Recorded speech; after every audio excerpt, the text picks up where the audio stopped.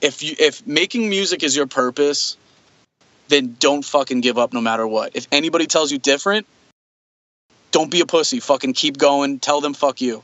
Tell them I said it. So all I'm saying is, if music is your purpose, then fucking do it. If it's not, then log off.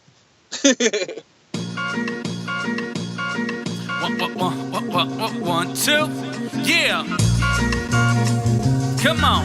1, 2, 1, 2, 1, 2. 1, 2, 1, 2, 1, 2. Yes, sir, you are tuned in. This is for the S. He wanted to come talk to me, and then we were building, bro. And like now he wants more beats. And I got to meet Ray and Deck, and they both were like, "Yo, take my email, send me beats, blah blah blah." Wow. And I couldn't even see straight because that's like my favorite group. And Ray's always been my favorite. Ray's been my favorite rapper in Wu-Tang since I was 13 years old. And I'm no spring chicken, as they say, so that's a long time. And when he's sitting there like bugging over meeting me, I was like, dude, you don't even like. He didn't know who I was prior to that song or something. It wasn't like he was a fan. Right. He just fucked with the beat. You know what I mean? And that was enough for me to be like, damn, that right there is the validation. Obviously, shit, don't get me wrong, Premier. You know what I'm saying? That's Premier a step right like, there. Yeah, like that shit is insane. Like I met Premier 1,000 times before he gave a shit about me as an artist. You know what I mean? So it wasn't like I got lucky and just stumbled upon being friends with DJ Premier or some shit. That was earned. You know what I mean? Right. It wasn't even strategic. I didn't think it could happen. But it was him fucking with the music. He liked me as a rapper first. He liked my voice a lot and how I used it on tracks. And because it doesn't sound like this New York-y accented voice that you're hearing right now, but he was fucking with that. So like, I would say like, even just the validation from him too, obviously, you know what I mean? So those are the things that like I still, no matter what happens to me, man, I'm good because those shits happen. Fuck it. You know what I mean? Yeah, no doubt, man. No doubt. I mean, damn. I mean, a lot of producers, man, that are on or just producers that aren't on, wishing that they can get on, man, would love to have moments like yours, man. So thank you for sharing, man. That definitely gives us something to strive for. I know I love Wu-Tang, and so I'm definitely striving for a moment like that, man. So thank you, man. That's just a little carrot to dangle in front of me, at least. So I can try to get on that level, man. So thank you. Yeah, word. No, yo, you guys will get it. That's what I'm saying. You will just keep working and you will get it. It's just a matter of time. That's all it is. Dope, man. Dope. Okay. All right, man. Well, here on Beats Grinded Life, man, we are always striving for greatness. And J57, man, you are just about there, man, it sounds like. So we want to know, what do you do in a typical day, man, so we can model our day after yours and somehow get to your level?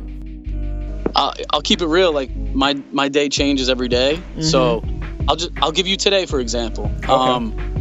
I flew in last night. I got in like midnight-ish.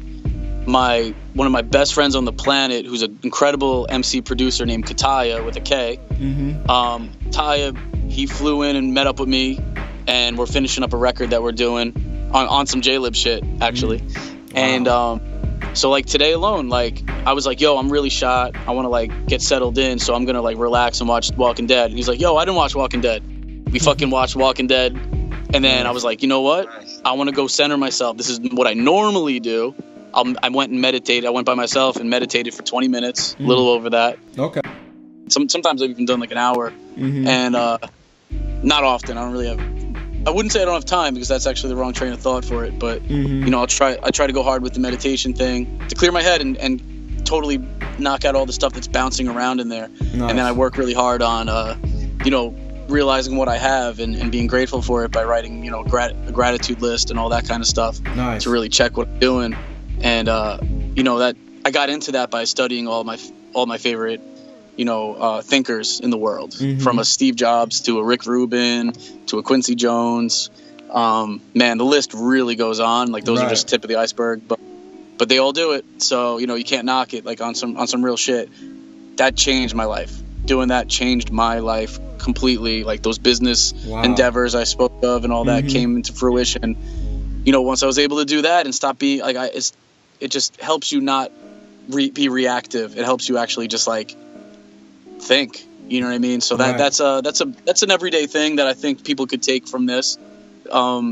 Subconsciously, I knew I should be doing this the whole time, like my whole life and stuff. But I didn't think it really mattered. And then once I really did it, I saw the change. So I recommend it. That's dope, man. That's awesome. I mean, we're asking you what your typical day is so we can, mimic what you're doing for greatness. And, you're doing the same thing. You're looking at some of your idols and people that you look up to. And like you said, some of the world's greatest thinkers, and you're mimicking them, So, man, that's awesome. That's what's up, man. How long, I just want to know how long, into meditation before you realize that you somewhat got it down. Because I know, like, for myself, I meditate as well, but I don't. Nice. I mean, it's just super hard because I always have stuff in my head, like, what am I gonna make for dinner? What am I gonna, like, what, But I mean, how long before you started reaping any benefits from meditation? Oh man, it was a minute. It was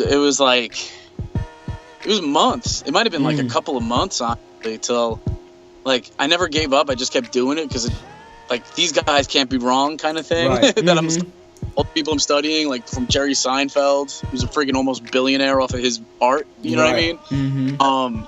They can't be wrong, you know what I mean? No, so I just kept going, and it might have been a couple of months. I know people who get into a super deep state where they feel like they wake up and they feel like they were drunk and stuff, is what I've been told, and I believe it.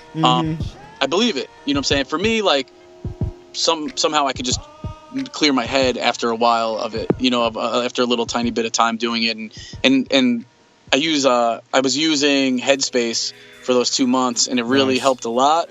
It definitely helped, and I haven't used it really since. I've been using Calm since then, the app called Calm, and CALM, and that is the one, because it has this kind of breathing. I use the breathing function on it, and it, like, has, like, this little sound that shows you when to breathe in and when to breathe out, so, like properly meditative breathing. Okay. And it was so hard to do at first, and like I said, I've been rapping almost 20 years, but I could catch a beat, you know what I mean? But I couldn't catch a beat with that for, like, the first, like, 20 times trying it. So I was just, like, all weird and doing double time breathing, and, like, I was like, yo, am I doing this right? And then I just got it one day, and I really recommend it. Okay. I do. Dope, man. Well, I'm definitely going to try it out. Beat Grinders, you guys do the same. If any of this sounds interesting to you, definitely check out Calm, you said it was? CALM?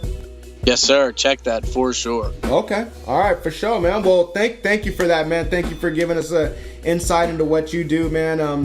I don't write in a gratitude journal, but maybe I need to start. I definitely say what I'm thankful for, out loud, but I think it gives it a certain meaning when you put those words into writing, It helps too, man. It would help. Like, it's just, I'm very visual, so for me it works, nice. A lot better.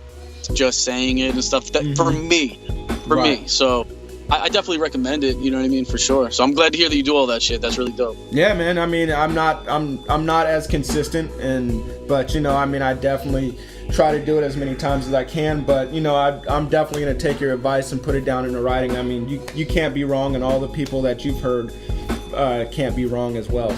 So thank you for that, man. Word. My pleasure. Okay, man. All right. Well, this next portion of the interview we like to call In the Studio. We want to know, what do you do when you're in your studio? We would love to be there with you and watch you do what you do, but you can't fit us all in there, man. So the next best thing is this portion where... So that was cool there.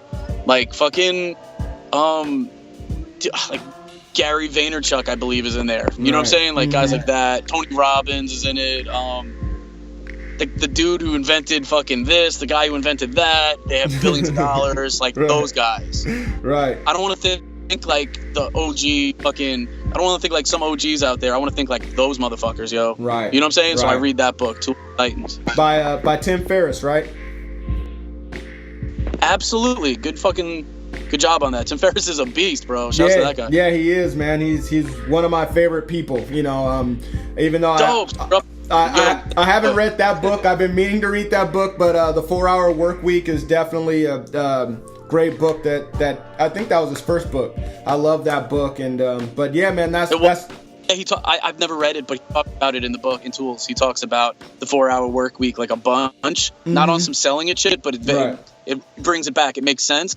So I definitely want to check that out next. You know what I mean? Yeah, definitely, man. And I'm gonna check out Tools of Titans. Tools of Titans. Yeah, Get it. Yeah, I definitely will, man. Definitely will. Well, thank you for that recommendation, man. Hell yeah.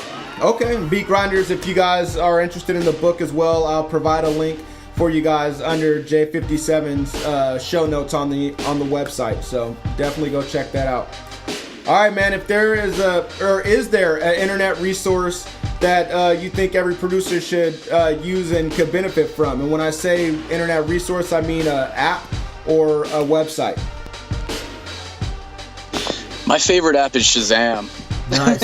My favorite app is Nice. I'll keep it real with you. Like, favorite app of all time has been and always will be Shazam. I love it so much. From a music listener, not even to be like, oh, I know what it is now, I'm going to go sample it. Right. That's half of it, of course. The other half, from a music standpoint, like I'll be driving and I hear some dope jazz record on some jazz shit, not even on some sample this jazz record. I'm like, yo, let me hear what this is. Let me see what it is, because it's not on the pop station that's going to play it a million times. They're going to say the name and I'm going to know. Like, right. I don't want to miss a beat. Like if I'm watching Walking Dead, for example, like I've said earlier, and I want to know what that song is that's playing, I'll Shazam that shit. And I've gotten so many dope samples and so many dope artists I've heard about from it. So Shazam all damn day. That's awesome, man. I'm gonna have to get Shazam again. I gave up on it because I think the stuff I was trying to find was just too obscure, or maybe it was because it was in the infancy of the app. But so I would get, it would be like a 50-50. Some things I could get, some things I couldn't. But maybe it's worth trying again. Oh, okay. Like that still happens a little bit to me with the obscure stuff, but that's so rare now. I feel like they're so up on stuff now. Like it's crazy. Okay. So definitely check it. Nice. Okay. Well, thank you, man. All right, man. Well, I want to know, man. We're no longer doing presidents up on Mount Rushmore. Here at Beats Grinding Life, we just feel like producers should be up there instead, man. Producers are a little more important than presidents these days. So I want to know, man, what 4 producers would you put on Mount Rushmore? Oh, man, that's such a tough call. My Mount Rushmore is like ever changing. So right now I'm going to based on certain producers based on their longevity. You know what I mean? Like, okay. Like, for example, like Exile, somebody to me, he's not on my Mount Rushmore, but he's somebody that maybe in 5 to 10 years will be for longevity's sake. You know what I'm saying? Like, he's already been super prolific and super inspirational to me as an artist. Nice. But there's the Exiles of the world that's not going to make the list for that. I'm going to go with like more people who are older than him, that have been doing it longer, blah, blah, blah. Like Dilla, Preem, Danger Mouse. Nice. Okay. And you know what? If you guys are listening to the show, then you're not going to judge me for this one. You're going to fucking get it. Kanye. Nice. No, man, I don't think anyone would judge you for that. Kanye's been mentioned on for this answer a bunch, man. Yeah, I just know people hate, and I don't know why, because he's one of the fucking illest of all time. You know what I'm saying? So, like, that's one of the guys I want to work with. You know what I mean? So, so he's definitely on there. Like, the influence from artistry, like me as a solo artist, as a rapper, all day. Like, just this, ideas. Not even, I don't rap like him. You know what I'm saying? But the ideas. And then production-wise, he was always pushing the envelope, man. Yep. Like, even if you weren't into certain that he did, maybe later on you got into it. You know what I'm saying? And you can't really say that about a lot of producers. They kind of have their one thing. And I'm not calling them a one-trick pony, but they have their one thing that you know them for. And shit, if they could do it for a million years and be incredible at it, like some of these like legends and shit, then fucking they deserve to be on that Mount Rushmore. Yep. You know what I'm saying? But Kanye is one of those guys that could be super versatile and prolific, like myself. You know what I mean? That's how I am. I have a lot of output, and it's quality shit. And not every project sounds the same or even remotely close. And I can't think of too many other producers that are like that to that degree. So he's an inspiration to me. You know what I'm saying? That's awesome, man. Yeah, definitely, man. I think that's a great Mount Rushmore, man. And what caught me by surprise was Danger Mouse. No one has mentioned him on here before, but the guy's put in a lot of work, man, and he definitely is deserving of that, man. So that's what's up, man. You said DJ Premier, Jay Dilla, Danger Mouse, and Kanye. No one's gonna argue with that.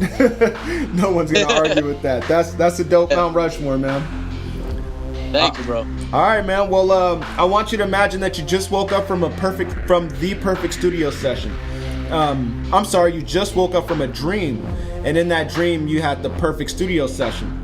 In that studio session, you have one artist, one producer to go along with yourself, one engineer, and one random person.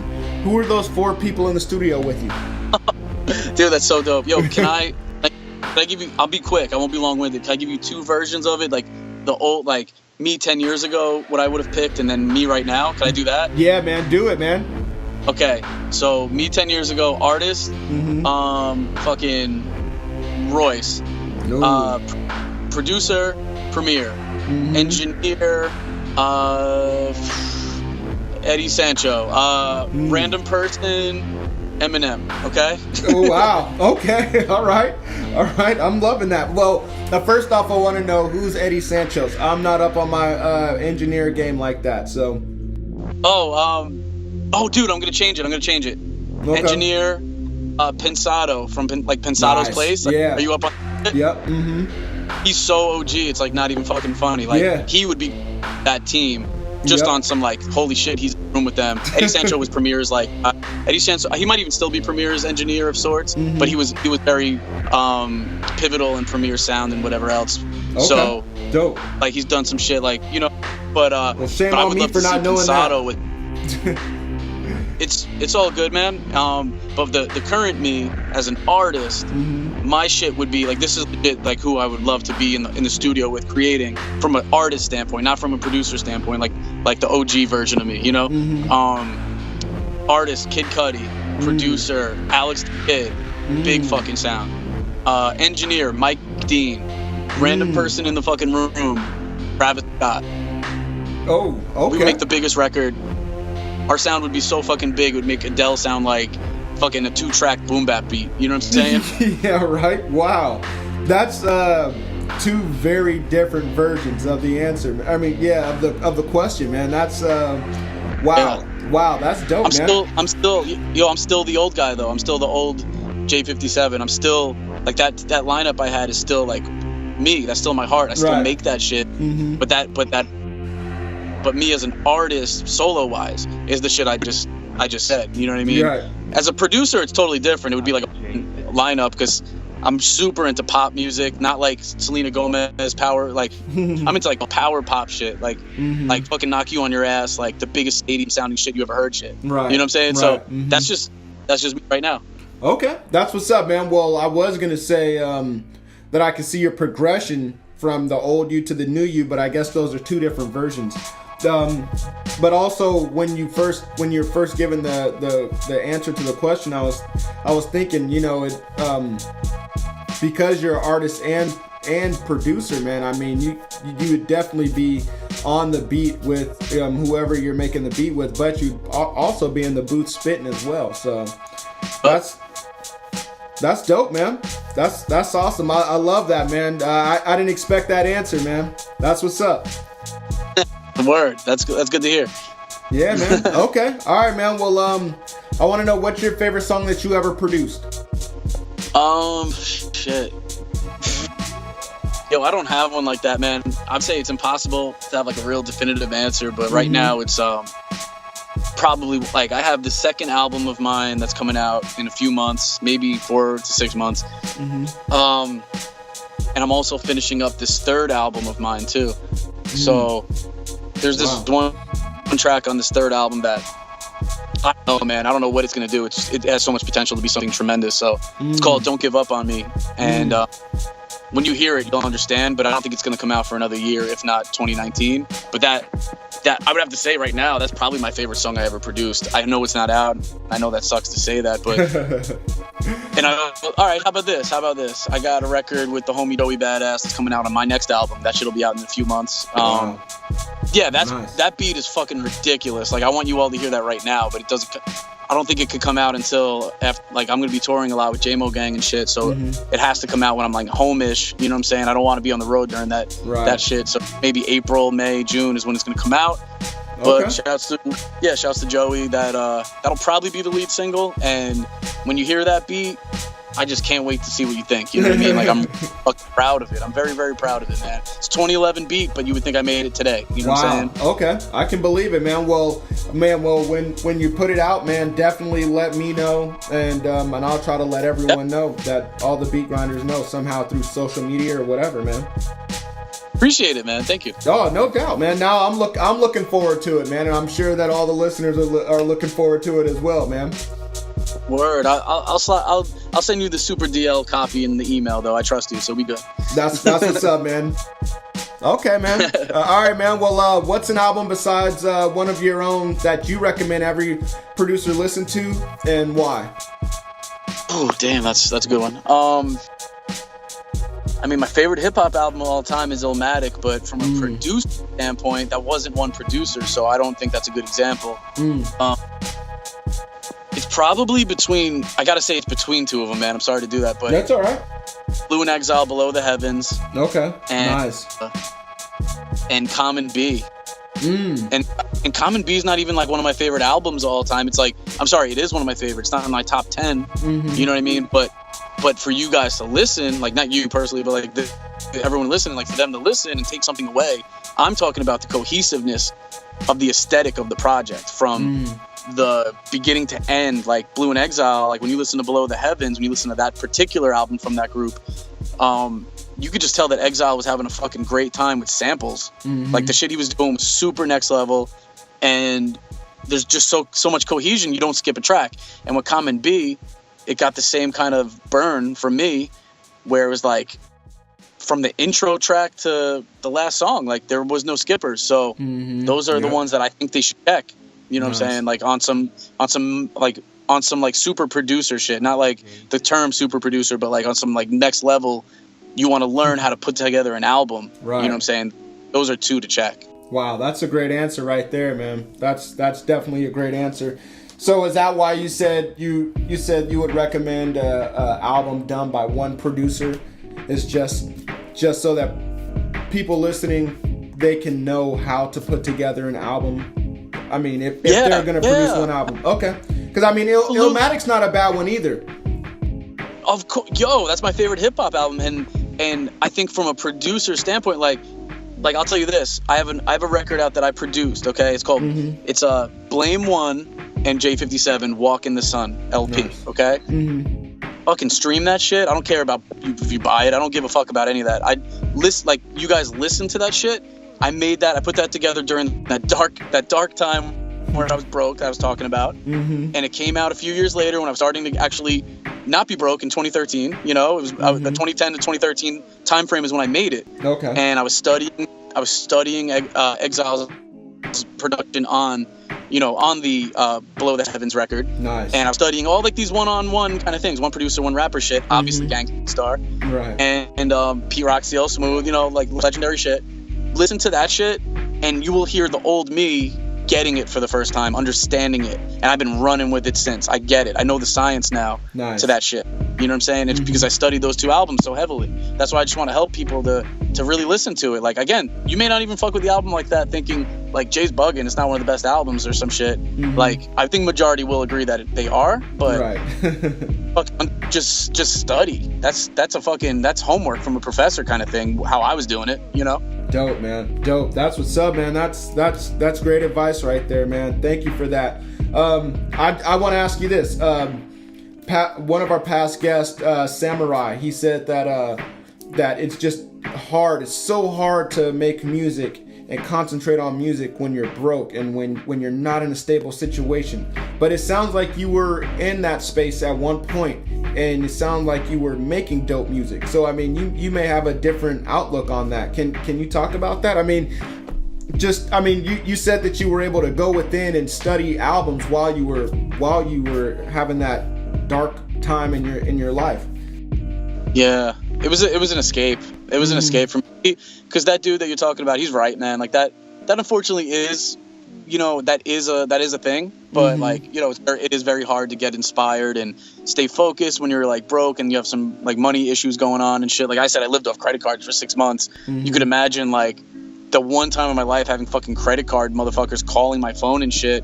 Like there's no there's no more getting kicked while you're down feeling than that shit on the planet. Right. You know what I mean? Yeah. Artists, Mm-hmm. like, you feel like a failure, even though around the same time I'm putting out records with like fucking Action Bronson and shit that are my songs featuring him that I didn't pay a penny for the verse. You know what I'm saying? Like, wow. and I'm in the studio with Premiere and shit, and I can't pay my rent the next day in like 2011. Like, that shit is the weirdest catch-22 shit in the world. So it's balance. Right. You know what I'm saying? I fucking would escape. You know what I'm saying? By listening to these albums, I would escape and all that stuff. I wish I did that meditation and gratitude list shit back in the day when I was in that place. I know I would have got to where I'm at now quicker. Wow. I know it. Wow. So that's all I can say about that. Okay, man. Beat grinders, I hope you guys are taking notes, man, and follow this man's advice, man. Because I mean, if he's saying it would have got him to the level he's at a lot quicker, I mean, imagine where you guys could be if you start applying it now. Shit, I'm thinking about myself. You know, I'm imagining where I could be if I would have done it a lot sooner. But that's what's up, man. Well, thank you, man. Appreciate it, man. You too, bro. All right, man. Well, I want to know, man, if you woke up tomorrow and you lost everything that you had, except for your knowledge and $1,000. I mean, it sounds like you were here once before, but what would you do in the next week to restart your career? And when I say everything, like, you don't have any contacts. I mean, like, you're on a different planet identical to Earth. So you're like restarting all over. Oh, shit. Okay, well, yeah, that's really tough because, all right, so on some real shit, I would have to get a refurbished MacBook Pro. Yeah. It's refurbished. Oh, that's a little cheaper, and you know they're going to be quality because they've been fixed. So, you know, my budget's only $1,000, right? You said $1,000, so I could only get that, and I don't think I'd have any money left over to get any beat programs or anything, unfortunately. Like, so I would have to like rely on trying to get somebody to hack, or myself, since you said I don't have contacts. I would have to illegally get programs and then just fucking grind it out. Literally what I did in 2003. I figured you were at this point at some time in your life, man. That's that's what's up, man. Well, I mean, you already know how it is. You already know exactly what you would do. So I mean, sounds like you would just you would network and just try to work with artists like you did already, man. Word. I mean, what was I gonna say? Yeah, the reason why I asked this question is because there's producers that, you know, they don't have very much money and they're trying to figure, or not producers, I won't say that, but aspiring producers that don't have a lot of money and they just want to know how can they get in. And you know, I figured this is a way for them to learn how from guys like you. You can tell them what to do with little money, or there's people that have lost everything and they're just trying to figure out how to get back on their feet. So that's what's up. Well, thank you, man. Appreciate that. Hell yeah. All right, man. Well, I want to know, man, what does legacy mean to you? When it's all said and done, when your career is over, when we have to put the covers over the beat machines and the laptops, man, it's a wrap, man. What do you want people to say about you? What do you want your legacy to be? Okay, I want for when I'm at that point, I want to go down as one of the greatest of all time. Nice. And also, I want to go down as the most prolific and versatile producer of all time. And, you know, don't take that as, well, a lot of people could strive for that and they put out garbage and they put out all different types of garbage, blah, blah, blah. Like, I'm talking about quality. Like, where nobody put out more quality as uniquely and original as I did. That's what I'm striving my ass off to have. Nice, man. Nice. You know, it's tough, man. That's a tough accomplishment, you know, to get all that, but it's possible, man. And I know if anybody can do it, it's you, man. You've come a long way already in your career, man. And yeah, man. And I mean, I'm like I said, man, I've studied up on you a little bit. I've looked at, you know, some of the people you work with. You've put out mad albums with different groups, man, solo stuff, man. You're grinding your ass off, man. And I know if anybody can do it, man, you can, for sure, man. Thank you, brother. Yeah, man. Keep doing what you're doing, man. Word. All right, man. Well, I want to know, man, what's the greatest piece of advice that you've received coming up in this game? And what advice would you have for all the beat grinders listening today? All right, so the advice thing is tough because I've gotten advice from some of my idols. You know what I mean? Like, of course that's gonna be like incredible advice. But the most important thing I did learn, it was before I met any of them or even, you know, any of that shit, and it was one of my best friends who was a very dope MC that was in my crew, and unfortunately he passed away about 5 years ago. But he went by the name of Ports, and you know, he passed away before I could really get him on records and all that. And we did co-produce some beats that are coming out and stuff. But long story short, man, back in high school, this kid told me, you only get one first impression.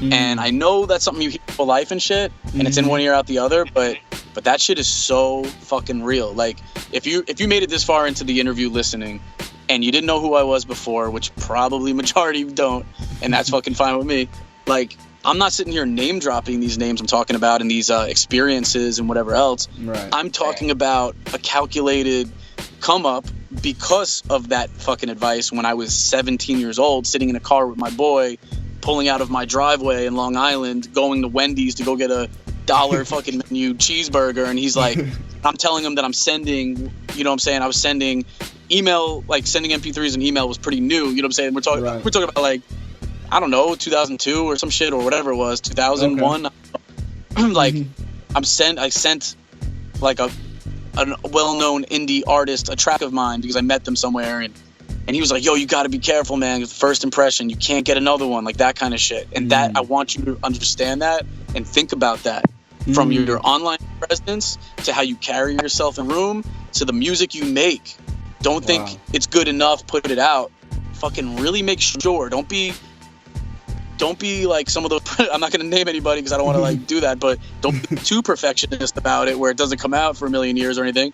But like, think about that first impression, because that shit is so important. And my advice to all the producers listening, for real, on top of my brother Ports, who passed away, you know, shouts to him and RIP. But my advice on top of that, if making music is your purpose, then don't fucking give up no matter what. If anybody tells you different, don't be a pussy. Fucking keep going. Tell them fuck you. Tell them I said it. Because I didn't listen, bro. Now people wouldn't believe that I'm doing some of the shit I'm doing. They won't even know for another year. That's why I'm so hyped, because there's so much shit I can't even talk about. Right. And like I said, bro, like back in the day, I was fucking broke. And back in the day, I'm sitting there with some legends, and they're millionaires, and I couldn't come up with rent at that time, and shit changed so much. So all I'm saying is, if music is your purpose, then fucking do it. If it's not, then log off. That's what's up, man. Thank you for that. One thing that came to mind when you said, you know, you're around millionaires, you can't pay your rent.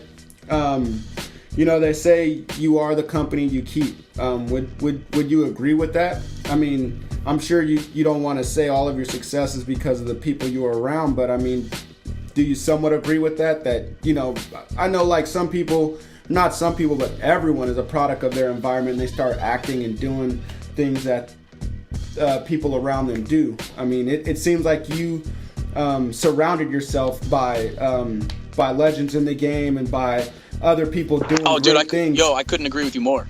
Nice. Okay. Go. I can't agree with. I physically cannot agree with you more. It's impossible to agree more than I do with you. Like, you nailed it.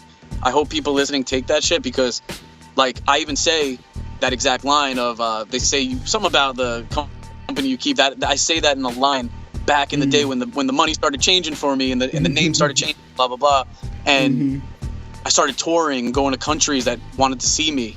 Like, I didn't have that shit, you know what I'm saying? I wanted that shit so bad, and like, I'll be real, bro. Like, yeah, keeping that company is a very important thing. If you're like some young kid listening right now and you're in like a group or a crew, and a couple of guys don't really fucking take it seriously and they want to go like bang chicks, and not anybody could go bang chicks, that's fine, or dudes, whatever they're into, obviously. But if they're not fucking, I'm not even trying to be funny, but like, on some real shit, like, if they're not focused, you are not gonna win. You need to leave that fucking group. You know what I'm saying? So we all been there. I've been there, and I'm trying to say, you know what I'm saying? Like, you have to be around people that are as serious as you, and if you're lucky enough to be around people, and luck is preparation and all that kind of stuff, you know what I mean, around people who you look up to and whatever, like, just don't, like, that goes back to the first impression. Like, don't fuck it up. Like, I've seen interviews with Alchemist back in the day where I don't even know if these interviews are on YouTube. It was pre-YouTube. And he's talking about, I was studying that motherfucker. I was studying all these guys. And he's like, yo, I used to be in the studio with Preem and Dilla and whoever sometimes, and I'd be and Muggs. He'd be in the studio with fucking Muggs during, like, his heyday. And he's like, yo, I would be a sponge on the wall. Like, I would just listen. I'd be a fly on the wall. I'd be a sponge soaking in all the information, is what he would say. I would keep my mouth shut and I would do what I do. And you know what? That shit fucking works. So, like, try to get yourself in those kind of rooms. Don't be an asshole when you're in them, and fucking you'll be good. Nice. I think you just answered my next question. I was gonna say, how do you go about being around people, meeting people without being that obnoxious or awkward person, that awkward guy? But I guess just keep your mouth shut, do what you do, come out, just make some heat and learn as much as you can from people. Yeah, let the music speak for yourself, man. Don't fucking sell it. You fucking make the music speak. That's what happened with me, like, for Premier, man. Like, I was quiet. I always had a smile because I was so happy to be around this dude. Still am. And that's what all the engineers used to say. They'd be like, yo, Preem loves you, man. He says you're always so happy and positive and blah, blah, blah. And I'm like, dude, I'm around my fucking #1 idol before I even knew him. Like, right. Of course I am. You know what I'm saying? And, like, and low key, I had, like, financial shit going on, and my name was starting to go finally. Like, it was just like all this weird balance shit.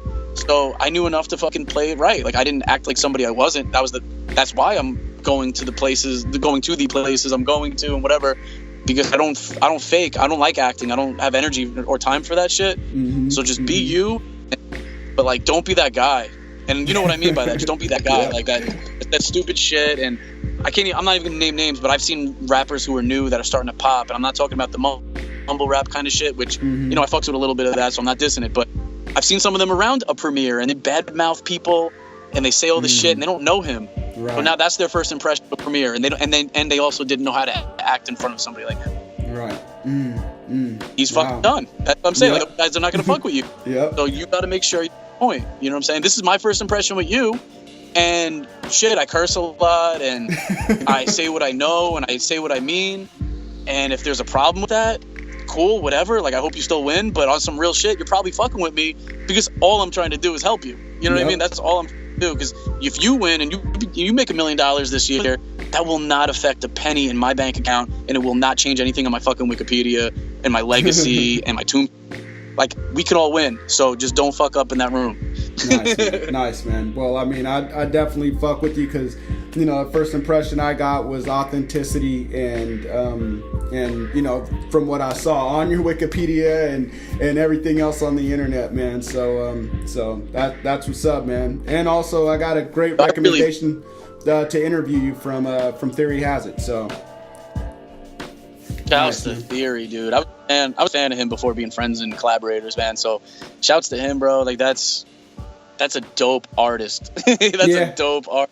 Good dude, man. I with him in person. He's a great guy, Love that. I love that dude. I'm really happy to hear that. And no doubt, man. Well, all right, man. I want to know, man, if you have any more words for the listeners, if you want to let them know how to contact you, if you want to be contacted, what they need to be looking out for, what they should be listening to from you. Here's your chance, man. Let them know. Yeah, yo, on YouTube, I don't know what you should search exactly, but probably like J57 makes a beat. There's like a bunch of videos that are mad old, and they're fucking dope, all of them. And there's one in particular that's like, two in particular that are fucking crazy. You will agree when you see it. And I don't know why or how I'm gonna get back into that shit now after all these years of never really doing it. I'm gonna go hard with that shit now. So definitely check Keep Making videos. They're not like tutorial videos. They're literally someone giving me a record without me ever hearing it and just flipping it and stuff of that nature. Okay. Dope. And simple free stuff as well. You'll see. Check it. You know what I mean? But social media, I had my manager do a lot of that stuff because I like to keep it focused. So I fuck with the Instagram shit. Yeah, check my Instagram. You know what I mean? J57 Music. And if you want to contact me, if somebody wants to cop a verse or a beat or some shit, like, or just reach out or they want to get me on a show, whatever the hell it is that they want to get at me for, you know what I'm saying? The contact on my Instagram is the one because it goes to my manager because I don't do any of that other shit. Like I don't handle any of that stuff anymore, so I can focus. So definitely hit up Justin. He will 100% get me to read that email, even if you're saying I suck or some shit, or you're saying you want to get me on your show, or you just want to say, yo, that was inspiring, or you want to say fucking anything. Hit it up. You know what I'm saying? I appreciate you and for checking shit out. And Twitter, it's just J57. Even though I don't really read that shit, but it's all good. Okay, well that's what's up, man. Beat Grinders, you guys, thank you for tuning in to another episode. I really appreciate you guys. When you hear this, if you like this episode, which I'm pretty sure you will, because J57 is definitely lacing you with some dimes and lacing you with some advice that you definitely need to take into action. So, but if you do find this episode of value, please let me and him know by tagging us on Instagram or Twitter or Facebook or whatever. Spread the word and just tag us, let us know. And thank you guys for listening again, and keep making beats, keep grinding, and keep loving life. Thank you. Thank you guys for listening.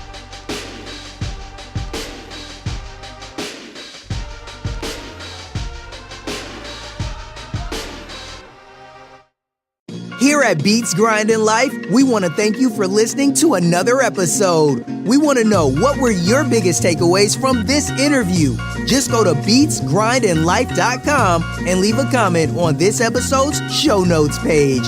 Also, while you are there, go subscribe to the podcast on iTunes. Just click the little button that says subscribe. If you could, please leave a rating and review. Rating and reviews are the best way to show your appreciation because it helps more people find out about the podcast. So until next week's episode, keep grinding.